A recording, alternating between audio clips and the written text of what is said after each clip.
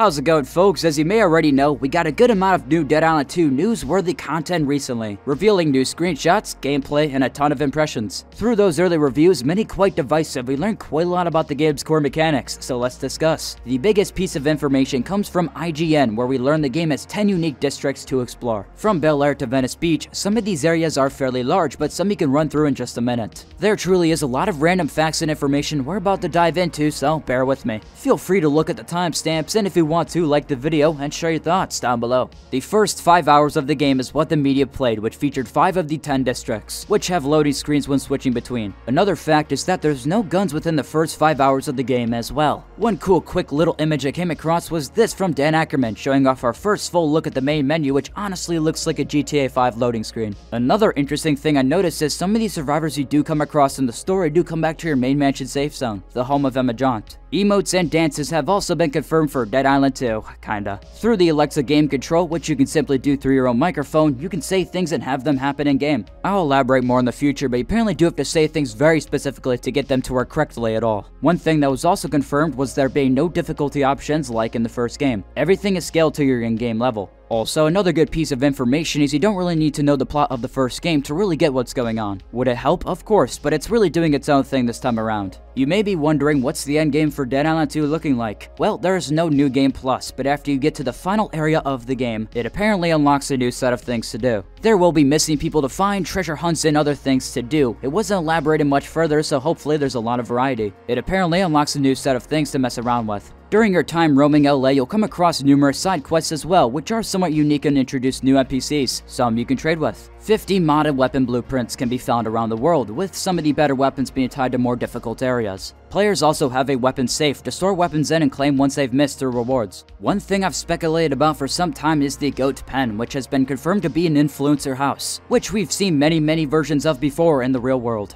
Recent early reports state the Xbox Series versions run very well. Same with most reports on PC, but there's been no word of PlayStation feedback yet. The thing is, it doesn't have the public networks Xbox and PC have, so it's a little bit more difficult to set up playtests. And finally, the main fact to end off today is the main story will take around 20 hours to finish, and 30 hours to do everything there is to do in-game. As I am writing this though, a ton of new information for the game did come out, diving into how many missions and so on, but we will save that all for part 2. Anyways though, thanks for watching. If you enjoyed, feel free to like this video, subscribe if you want, and stop by for the next one. Peace!